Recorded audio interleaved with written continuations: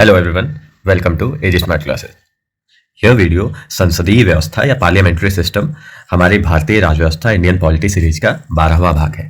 अगर आप हमारे चैनल पर नए हैं या ये पहला वीडियो देख रहे हैं तो आप पहले पुराने जो वीडियो आ चुके हैं उनको जरूर देखें। उनकी लिंक नीचे डिस्क्रिप्शन बॉक्स में मिल जाएगी आपको।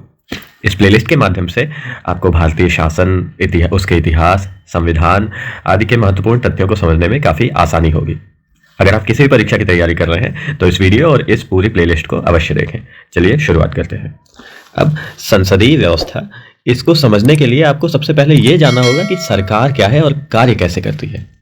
तो बेसिक सा मतलब है कि जनता काफ़ी सारी है और उनके बीच में कुछ चुने हुए लोग वो सरकार चलाते हैं। अब जरूरी नहीं है कि वो चुने हुए हो, मतलब जनता से चुन कर गए हो, या फिर वो मोनार्की या फिर राज पद्धति हो उनके बीच में। तो मतलब कुछ सिलेक्टेड लोग हैं जो उन पर शासन करते हैं और जो लोग शासन कर रहे हैं वो ही उस जगह की सरकार है। अब सरकारों के भी काफी सारे भाग हैं। अब वो भाग क्या क्या है, इसके लिए एक उदाहरण देखिए कि जैसे हमारी लोकसभा है, लोकसभा में 552 सीटें हैं, ठीक है। लेकिन हम इसको मान लेते हैं अपनी सुविधा के लिए कि मान लीजिए 100 सीटें हैं। अब 100 टोटल लोग जनता में से चुन करके गए हैं। अब इन 100 में से कुछ कांग्रेस के हैं, कुछ बीजेपी के हैं, कुछ आम आदमी पार्टी के हैं, कुछ सपा वगैरह, जितने अलग अलग पार्टियों के हैं। अब जिस पार्टी का के ये जो सांसद हैं या विधायक हैं वो सबसे अधिक होंगे, वो लोग वहाँ की सरकार बना लेंगे। मान लीजिए ये 52 लोग हैं, तो ये 100 में 50% से अधिक है, मतलब कि इनका बहुमत है, तो ये लोग वहाँ की सरकार या शासन व्यवस्था संभालेंगे।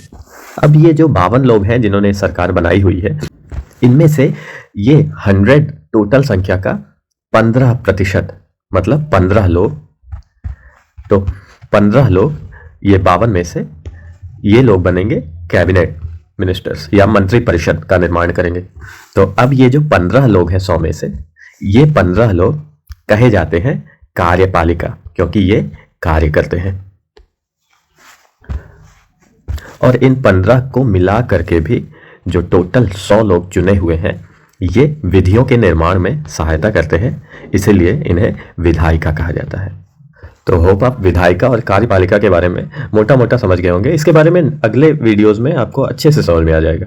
तो अब हम आगे बात करते हैं। आधुनिक लोकतांत्रिक सरकारें सरकार के कार्यपालिका और विधायिका अंगों के बीच संबंधों की प्रकृति के आधार पर संसदीय और राष्ट्रपति के भागों में वर्गीकृत होती है। इसमें संसदीय व्यवस्था वो व्यवस्था है, ऐसी व्यवस्था है जिसमें जो कार्यपालिका मैंने अभी बताया वो अपनी नीतियों और कार्यों के लिए विधायिका के प्रति जवाबदेह होती है या उत्तरदायी होती है। दूसरी तरफ जहां राष्ट्रपति शासन व्यवस्था है, वहां पर कार्यपालिका जो है वो अपनी नीतियों और कार्यों के लिए विधायिका के प्रति जवाबदेह या उत्तरदायी नहीं होती, और ये संवैधानिक रूप से अपने कार्यकाल के मामले में विधायिका से पूरी तरह से स्वतंत्र होती है। अब भारत का संविधान केंद्र और राज्य दोनों में सरकार के संसदीय स्वरूप की व्यवस्था करता है, और आर्टिकल 74 ये कहता है राष्ट्रपति को सहायता एवं सलाह देने के लिए मंत्री परिषद होगी, और आर्टिकल 75 कहता है मंत्रियों के बारे में अन्य उपबंध। वहीं पर आर्टिकल 163 राज्यपाल को सहायता एवं सलाह देने के लिए मंत्री परिषद, और आर्टिकल 164 मंत्रियों के बारे में अन्य उपबंध। तो इस तरह ये जो आर्टिकल 74 और 75 है ये केंद्र में संसदीय व्यवस्था का उपबंध करता है, और वहीं आर्टिकल 163 और 164 ये राज्यों में उपबंध करता है संसदीय व्यवस्था का। और देख रहे हैं कार्यपालिका के स्तर क्या है। केंद्र स्तर पर राष्ट्रपति, उपराष्ट्रपति, प्रधानमंत्री, मंत्रिपरिषद, महान्यायवादी, और राज्य स्तर पर राज्यपाल, फिर मुख्यमंत्री, मंत्रिपरिषद, महाधिवक्ता। अब नेक्स्ट चलते हैं। अब संसदीय सरकार की विशेषताएं, इससे पहले हम कुछ बातें बताते हैं। जैसे संसदीय सरकार को कैबिनेट सरकार या उत्तरदायी सरकार या सरकार का वेस्टमिंस्टर स्वरूप कहा जाता है, और ये ब्रिटेन, जापान, कनाडा, भारत आदि में प्रचलित है। भारत का आप स्वरूप जानते ही है। और दूसरी ओर जो राष्ट्रपति सरकार है, जो वो मैंने बताया कि गैर उत्तरदायी प्रकार की सरकार है, ये अमेरिका, ब्राज़ील, रूस और श्रीलंका आदि में प्रचलित है। और ये संसदीय सरकार को उत्तरदायी सरकार क्यों कहा जाता है, क्योंकि इसमें जो कैबिनेट है, जो वास्तविक कार्यपालिका है, संसद के प्रति उत्तरदायी होती है, और इनका कार्यकाल तभी तक चलता है जब तक उन्हें संसद का विश्वास प्राप्त है। और कई बार आपने देखा होगा, इतिहास में पढ़ा होगा कि सरकारें गिर गई हैं जब उन्हें विश्वास मत में वो सफल नहीं हो पाई, तो इसलिए इन्हें उत्तरदायी सरकार कहा जाता है। अब इनकी विशेषताएं में हम देखते हैं नामिक एवं वास्तविक कार्यपालिका। इसका क्या मतलब है कि सरकार में जो भी कार्य हो रहे हैं वो सब राष्ट्रपति के नाम से होते हैं, मतलब राष्ट्रपति देश का मुखिया है। और कार्यकर्ता कौन है? कार्यकर्ता है प्रधानमंत्री। इसको आप अपने घर से भी एग्जाम्पल ले सकते हैं कि जो पिताजी होते हैं केवल उनका नाम चलता है और घर के अंदर सारे काम करने वाली या सारे डिसीजंस लेने वाली माताजी ही होती हैं। तो राष्ट्रपति जो है वो राज्य का मुखिया होता है, नामिक, और प्रधानमंत्री सरकार का मुखिया होता है। इसके लिए हमारे संविधान के अनुच्छेद 74 में प्रधानमंत्री जी के नेतृत्व में मंत्रिपरिषद के निर्माण की व्यवस्था है और जो राष्ट्रपति को कार्य संपन्न कराने में परामर्श देगी, और ये परामर्श मानने के लिए राष्ट्रपति बाध्य होंगे। ये प्रावधान पहले बाध्य होना, ये प्रावधान पहले नहीं था। ये 42वें और 44वें संशोधन, 42वां 1976, 44वां 1978 द्वारा राष्ट्रपति को परामर्श स्वीकार करने के लिए बाध्य कर दिया गया। इससे राष्ट्रपति केवल नामिक कार्यपालिका रह गया। अब नेक्स्ट चलते हैं अगली विशेषताएं। ये बहुमत प्राप्त दल का शासन। तो जिस राजनीतिक दल को लोकसभा में बहुमत सीटें प्राप्त होती हैं, जैसे हमारे बीजेपी है इस समय, तो उस दल के नेता को राष्ट्रपति द्वारा प्रधानमंत्री नियुक्त कर दिया जाता है, ये मोदी जी। फिर अन्य मंत्रियों की नियुक्ति राष्ट्रपति ही करता है, लेकिन प्रधानमंत्री के परामर्श से करता है। और जब किसी एक दल को बहुमत प्राप्त नहीं होता है तो फिर कई दल आपस में गठबंधन करके सरकार बनाते हैं। फिर नेक्स्ट है सामूहिक उत्तरदायित्व। ये संसदीय सरकार का एक विशिष्ट सिद्धांत है, मंत्रियों का संसद के प्रति सामूहिक उत्तरदायित्व होना। इसमें स्पेशली लोकसभा के प्रति इनका गठबंधन ज्यादा होता है, ये आर्टिकल 75 के तहत। और ये सभी मंत्री एक टीम की तरह काम करते हैं और साथ साथ रहते हैं। अब नेक्स्ट है राजनीतिक एक रूपता। और इसका मतलब है कि सामान्यतः आप देखते हैं कि ये जितने भी मंत्रिपरिषद के सदस्य हैं ये एक ही पार्टी के हैं, एक ही राजनीतिक दल से संबंधित है और उनकी एक समान राजनीतिक विचारधारा होती है। नेक्स्ट है दोहरी सदस्यता। तो मंत्री विधायिका एवं कार्यपालिका दोनों के सदस्य होते हैं। इसका तात्पर्य है कि कोई भी व्यक्ति बिना संसद का सदस्य बने मंत्री नहीं बन सकता। इसका प्रावधान संविधान में है कि यदि कोई व्यक्ति संसद का सदस्य नहीं है और मंत्री बनता है तो उसे 6 माह के अंदर संसद का सदस्य बन जाना होगा। नेक्स्ट पॉइंट है प्रधानमंत्री का नेतृत्व। तो सरकार की व्यवस्था में प्रधानमंत्री नेतृत्वकर्ता की भूमिका निभाता है। ये मंत्रिपरिषद, संसद और सत्तारूढ़ दल का नेता होता है। फिर नेक्स्ट पॉइंट है निचले सदन का विघटन। ये निचला सदन कौन सा है? लोकसभा। तो संसद के निचले सदन को प्रधानमंत्री की सिफारिश पर राष्ट्रपति उसका विघटन कर सकता है, या दूसरे शब्दों में कहें तो प्रधानमंत्री मंत्रिपरिषद का कार्यकाल पूर्ण होने के पूर्व ही नए चुनाव के लिए राष्ट्रपति से लोकसभा के विघटन की सिफारिश कर सकता है। फिर अगला पॉइंट है गोपनीयता। जो मंत्री हैं वे गोपनीयता की शपथ लेते हैं, वे गोपनीयता के सिद्धांत पर काम करते हैं और अपनी कार्यवाहियों, नीतियों एवं निर्णयों की सूचना सार्वजनिक नहीं करते। इनको गोपनीयता की शपथ कौन दिलाते हैं? राष्ट्रपति दिलाते हैं। अब नेक्स्ट है संसदीय व्यवस्था। ये ब्रिटेन, कनाडा, भारत आदि में प्रचलित है। अब हम देखते हैं राष्ट्रपति शासन की विशेषताएं। ये अमेरिका, ब्राजील, रूस, श्रीलंका आदि में प्रचलित है। अब इसमें क्या है? अब अमेरिकी राष्ट्रपति जो है वो राज्य और सरकार दोनों का मुखिया होता है। इसे दो ओहदे कह सकते हैं प्राप्त है। एक राज्य का प्रमुख होने के नाते उसे राजकीय स्थिति प्राप्त है और दूसरा सरकार का मुखिया होने के नाते वह सरकार के कार्यकारी अंगों का भी नेतृत्व करता है। अब अगर अमेरिका की बात करें तो 4 वर्ष के निश्चित कार्यकाल के लिए उसका निर्वाचन होता है और उसे कांग्रेस द्वारा गैर संवैधानिक कार्य करने के लिए अगर दोषी पाया जाए तो उसे हटाया जा सकता है। इसके अतिरिक्त उसे हटाया नहीं जा सकता। अब राष्ट्रपति अकेले तो शासन व्यवस्था चलाएगा नहीं, तो राष्ट्रपति कैबिनेट या एक छोटी यूनिट किचन कैबिनेट की सहायता से शासन चलाता है। यह केवल एक परामर्शदात्री यूनिट होती है और इसमें जो भी सदस्य हैं ये सदस्य हैं, इनका निर्वाचन नहीं किया जाता। इनका चयन राष्ट्रपति स्वयं करता है और ये जो लोग हैं ये केवल इनके प्रति उत्तरदायी होते हैं और यही इन्हें किसी भी समय पर हटा सकते हैं। और राष्ट्रपति एवं उसके सचिव जो हैं ये कांग्रेस के प्रति उत्तरदायी। कांग्रेस वहां पर पार्टी नहीं है, कांग्रेस वहां की संसद को कहा जाता है। तो राष्ट्रपति और उसके सचिव कांग्रेस के प्रति उत्तरदायी नहीं होते। अब नेक्स्ट है राष्ट्रपति हाउस ऑफ रिप्रेजेंटेटिव का विघटन नहीं कर सकता, जो कांग्रेस का निचला सदन है। अब अमेरिकी शासन व्यवस्था का सिद्धांत शक्तियों के विभाजन पर आधारित है। अब इसका क्या मतलब है कि शक्तियों को अलग अलग हिस्सों में बांट दिया गया है। ये भाई ये चीजें राष्ट्रपति के हाथ में है, ये चीजें केवल वहां के कांग्रेस के हाथ में है, और ये जो चीजें हैं इस पर दोनों लोग कानून बना सकते हैं।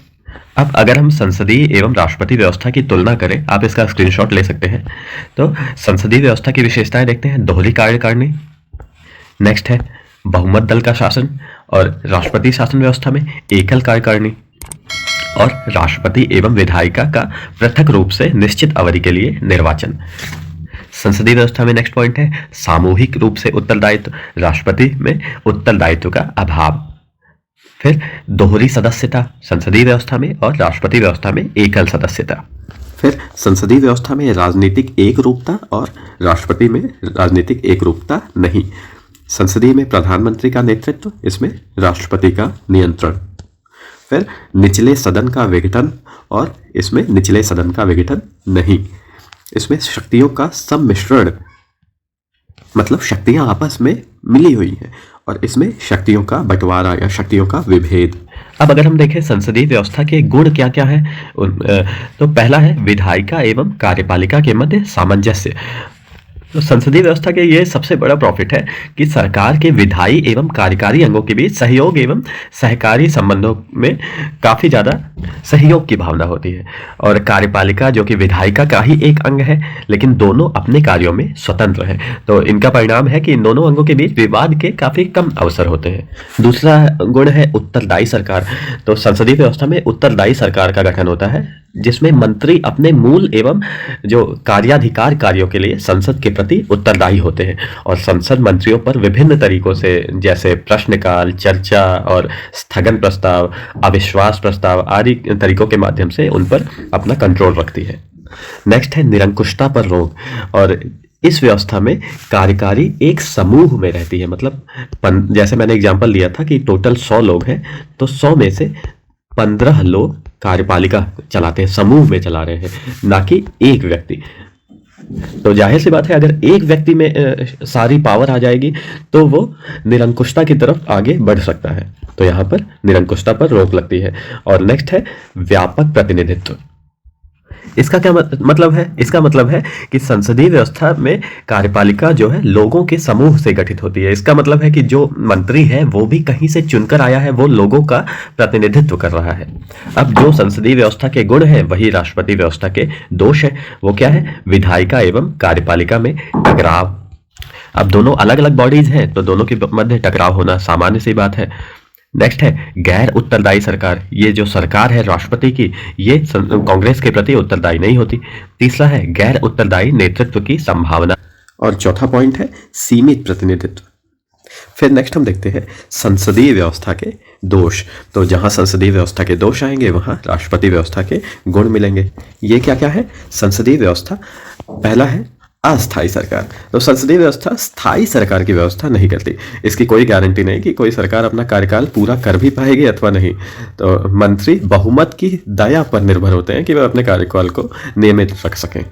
जहां कोई अविश्वास प्रस्ताव आया तो और राजनीतिक दल परिवर्तन हो गया या बहुदलीय गठन हो गया, वो सरकार को अस्थिर कर देगा। इसका एग्जाम्पल है मोरारजी देसाई की सरकार, चौधरी चरण सिंह की सरकार, वीपी सिंह, चंद्रशेखर देवगौड़ा, आई.के. गुजराल आदि इनकी जो सरकारें हैं ये इसी बात के अस्थायी सरकार के एग्जाम्पल्स हैं। वहीं पर राष्ट्रपति शासन में स्थायी सरकार होती है। दूसरा पॉइंट है जो नीतियां हैं उनकी अनिश्चितता। अब अगर संसदीय व्यवस्था में सरकार के कार्यकाल की ही अनिश्चितता है तो उस पर्टिकुलर सरकार की जो नीतियां हैं, जरूरी नहीं कि दूसरी सरकार आए उसकी भी वही नीतियां हैं, तो फिर नीतियों में भी अनिश्चितता होती है। वहीं राष्ट्रपति शासन व्यवस्था में स्थायी सरकार है तो नीतियां भी निश्चित हैं उनकी। अब इसकी एक और दोष है संसदीय व्यवस्था का कि अगर सत्तारूढ़ पार्टी संसद में पूर्ण बहुमत से है तो कैबिनेट निरंकुश हो जाती है और वो लगभग असीमित शक्तियों की तरह कार्य करने लगती है। इसका एग्जाम्पल है इंदिरा गांधी और राजीव गांधी जी का कार्यकाल, इमरजेंसी और संविधान का 42वां संशोधन। तो पूर्ण बहुमत भी काफ़ी बड़ा दोष है, उत्तरदायित्व तो रहना चाहिए। अब नेक्स्ट पॉइंट है शक्तियों के विभाजन के विरुद्ध है ये संसदीय व्यवस्था। अब संसदीय व्यवस्था में विधायिका और कार्यपालिका एक साथ और अविभाज्य होते हैं। कैबिनेट विधायिका एवं कार्यपालिका दोनों की ही नेता होती है, तो ये शक्तियों का मेल करती है। वहीं पर राष्ट्रपति शासन व्यवस्था में शक्तियों का विभाजन होता है। नेक्स्ट पॉइंट है अकुशल व्यक्तियों द्वारा सरकार का संचालन।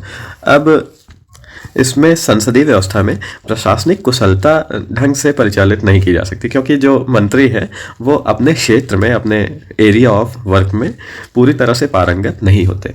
अब मंत्रियों के चयन में प्रधानमंत्री के पास भी सीमित विकल्प होते हैं। उनकी पसंद संसद के सदस्यों तक ही प्रतिबंधित होती है कि उसके बाहर तो वो कर नहीं सकते। हालांकि मोदी गवर्नमेंट में ऐसा नहीं है। जो करंट गवर्नमेंट है, इन्होंने जो ब्यूरोक्रेट्स हैं उन्हें भी कैबिनेट का मिनिस्टर बना दिया है। और ये जो मंत्री है, जो सीमित मतलब विकल्प है, उसमें से भी जो मंत्री आ रहे हैं वो उनका भी मंत्रियों का अधिकांश समय अपने संसदीय कार्यों, कैबिनेट की बैठक और दलीय गतिविधियों में ही उनका समय व्यतीत हो जाता है। तो इसमें अकुशल व्यक्ति जो है उनका होना इस संसदीय सरकार व्यवस्था का एक बहुत बड़ा दोष है। वहीं पर राष्ट्रपति शासन व्यवस्था में विशेषज्ञ जो होते हैं उन्हीं को ही ये राष्ट्रपति चुनता है, तो वहां पर विशेषज्ञों द्वारा सरकार का संचालन किया जाता है। अब नेक्स्ट पॉइंट की तरफ चलते हैं। अब एक प्रश्न ये भी उठता है कि भारत जब 1947 में आज़ाद हुआ तब भारत तो फ्री था कि वो कोई भी व्यवस्था अपना सकता था। संविधान में उसने खुद से बनाया भारत के लोगों ने। तो भारत राष्ट्रपति व्यवस्था जैसे अमेरिका में प्रचलित थी, काफ़ी समय से प्रचलित थी, वो अपना सकता था, या फिर ब्रिटेन का जो संसदीय व्यवस्था है ये अपना सकता था। तो भारत ने संसदीय व्यवस्था को ही क्यों स्वीकार किया? और ये बात संविधान सभा में भी मतलब एक मत निकल के आया कि इस मतलब हम लोग ब्रिटिश संसदीय व्यवस्था को ही क्यों स्वीकार करें, इसको क्यों स्वीकार किया गया। इसके प्रति कुछ कारण दिए गए। वो कारण क्या क्या थे? वो कारण था कि पहला तो काफ़ी समय से ब्रिटिश लोग ही शासन कर रहे थे, तो ब्रिटिश व्यवस्था से हमारी निकटता थी। दूसरा, जो डॉक्टर भीमराव अंबेडकर थे उन्होंने संविधान सभा में इस ओर इशारा किया कि अगर लोकतांत्रिक कार्यकारिणी है तो उसे दो शर्तों को अवश्य संतुष्ट करना चाहिए। पहला तो है स्थायित्व, मतलब स्थायी सरकारें रहे, और दूसरा है उत्तरदायित्व। लेकिन जब ये देखा गया तो फिर इसमें प्रॉब्लम थी, जैसा मैंने इस स्लाइड में भी बताया था कि संसदीय व्यवस्था है ये अस्थायी है और राष्ट्रपति व्यवस्था स्थायी है, लेकिन इसमें उत्तरदायित्व तो नहीं है, इसमें उत्तरदायित्व तो है। तो अमेरिकी व्यवस्था ज़्यादा स्थायित्व तो देती है लेकिन उत्तरदायित्व तो कम है। दूसरी तरफ ब्रिटिश व्यवस्था ज़्यादा उत्तरदायित्व तो देती है लेकिन कम स्थायित्व। तो हमारी प्रारूप समिति ने कार्यपालिका की संसदीय व्यवस्था की सिफारिश करते हुए स्थायित्व की तुलना में उत्तरदायित्व को अधिक वरीयता दी। तो अब हमने ब्रिटिश मॉडल संसदीय व्यवस्था वाला उसको अपना तो लिया, लेकिन इसमें हमने कुछ चेंज भी किए। तो अब हम इसी पे चर्चा करेंगे कि भारतीय और ब्रिटिश मॉडल में क्या अंतर है, क्या विभेद है। तो भारत में ब्रिटिश राजशाही के विपरीत गणतंत्र पद्धति है। मतलब भारत में जो राज्य का मुखिया है वो एक चुना हुआ व्यक्ति है, राष्ट्रपति ये चुन कर आते हैं, ना कि ब्रिटिश की तरह से जो राजा या रानी आनुवांशिक रूप से बनते हैं। ये अब ब्रिटिश व्यवस्था संसद की संप्रभुता के सिद्धांत पर आधारित है, जबकि भारत में संसद सर्वोच्च नहीं है और संसद की शक्तियों पर प्रतिबंध है। हमारे यहाँ लिखित संविधान है, संघीय व्यवस्था है, न्यायिक समीक्षा और मौलिक अधिकार है। अब ब्रिटेन में प्रधानमंत्री को संसद के निचले सदन हाउस ऑफ कॉमन्स, जो हमारे भारत में लोकसभा है, उसका सदस्य मैंडेटरी रूप से होना चाहिए। लेकिन भारत में ऐसा नहीं है। भारत में संसद का सदस्य हो वो चाहे लोकसभा का हो या फिर अपर हाउस राज्यसभा का हो, किसी का भी सदस्य हो वो प्रधानमंत्री बन सकता है। इसका एग्जाम्पल है डॉक्टर मनमोहन सिंह, वे राज्यसभा के सदस्य थे। अब नेक्स्ट पॉइंट है सामान्यतः ब्रिटेन में संसद के सदस्य बतौर मंत्री नियुक्त किए जाते हैं। भारत में जो व्यक्ति संसद का सदस्य नहीं है उसे भी अधिकतम 6 माह के लिए बतौर मंत्री नियुक्त किया जा सकता है। ये ब्रिटेन की संसद। अब ब्रिटेन में मंत्रियों की कानूनी जिम्मेदारी होती है। इसके विपरीत भारत में मंत्री को राज्य के मुखिया के रूप में कार्यालयीय कार्यों में प्रति हस्ताक्षर करना जरूरी नहीं है, मतलब इनके सिग्नेचर्स आवश्यक नहीं होते हैं। अब ब्रिटिश कैबिनेट में एक शैडो कैबिनेट या छाया कैबिनेट जो विपक्षी पार्टी द्वारा बनाई जाती है, ये एक अजीब सी अनोखी संस्था है। इसे विपक्षी पार्टी द्वारा गठित किया जाता है। इसका पर्पज है कि सत्तारूढ़ दल के साथ संतुलन बना रहे और अपने सदस्यों को भावी मंत्रालय के कार्यों के लिए तैयार किया जा सके। भारत में ऐसी व्यवस्था नहीं है। So that's all for now. इस वीडियो में इतना ही। आशा करता हूँ वीडियो आपको अच्छा लगा होगा। इस सीरीज का नेक्स्ट पार्ट हम शीघ्र ही लेकर के आएंगे। अगर आपको कंटेंट अच्छा लगा हो तो चैनल को सब्सक्राइब करें, वीडियो को लाइक करें और शेयर करें। धन्यवाद।